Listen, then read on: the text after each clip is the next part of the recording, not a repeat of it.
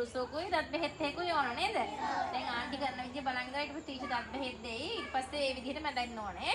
දත් බෙහෙත් එක ඔයාලා ගන්න ඕනේ. මුං ඇට එක ප්‍රමාණයක් දත් බෙහෙත් චූටි මුං ඇට දැකලා තියෙනව නේද හැමෝම? මුං ඇට ප්‍රමාණයක් දත් බෙහෙත් අරගෙන මේ කටේ කෙලවරට පුතේ බ්‍රෂ් එක දාගන්න. කෙලවරට දාගෙන මෙන්න මේ රවුමට මෙහෙම පිටපැත්ත මෙහෙම රවුමට මැදන් එන්න.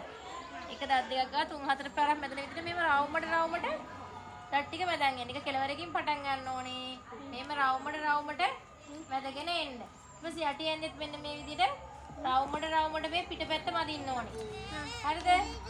ඊට පස්සේ අතුල් පැත්තත් මෙන්න මේ විදිහට රවුමට මේ දත් ටික මෙහෙමයි. මෙහෙම මැද ගන්නවා. ඊට පස්සේ යටි ඇන්දෙත් අතුල් පැත්ත මෙන්න මේ විදිහට මෙහෙම රවුමට මැද ගන්න. පිටපැත්ත මැද්ද අතුල් පැත්ත මැද්දා. ඊට පස්සේ හපන පැති. මේ හපන පැති කියන්නේ මෙන්න මේවා. ඒ වාසයට කැම ගිනොත් දත් දිරන්න පුළුවන්. ඉතින් මේ හපන පැතිත් මෙන්න මේ විදිහට හොඳට අතුල්ලලා මැද ගන්න. පිටපැත්ත අතුල් පැත්ත හපන පැත්ත. ඔය තුන් පැත්තම මැදන විදිහට දත් ටික මදින්න ඕනේ. හරිද?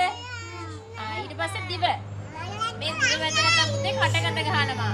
ඒක හින්දා අනිවාර්යෙන් බබලා දිව මදින්න ඕනේ. දිව එළියට දාලා මගේ අත දිව කියලා හිතන්න. කටෙන් දිව එළියට දාලා බ්‍රෂ් එක මෙහෙම පැත්තට අරලා හොඳට දිව මදින්න. හරිද? ඒ වගේ උදේටයි රැට නිදි ගන්න ඉස්සෙල්ලා අනිවාර්යෙන් දත් ටික මදින්න ඕනේ. ඒ වගේම තමයි පැන් රස කෑම කන එක අඩු කරන්න ඕනේ. පැන් රස කියන්නේ ටොෆි, චොක්ලට්, බිස්කට් ඒවා කන එක අඩු කරන්න ඕනේ.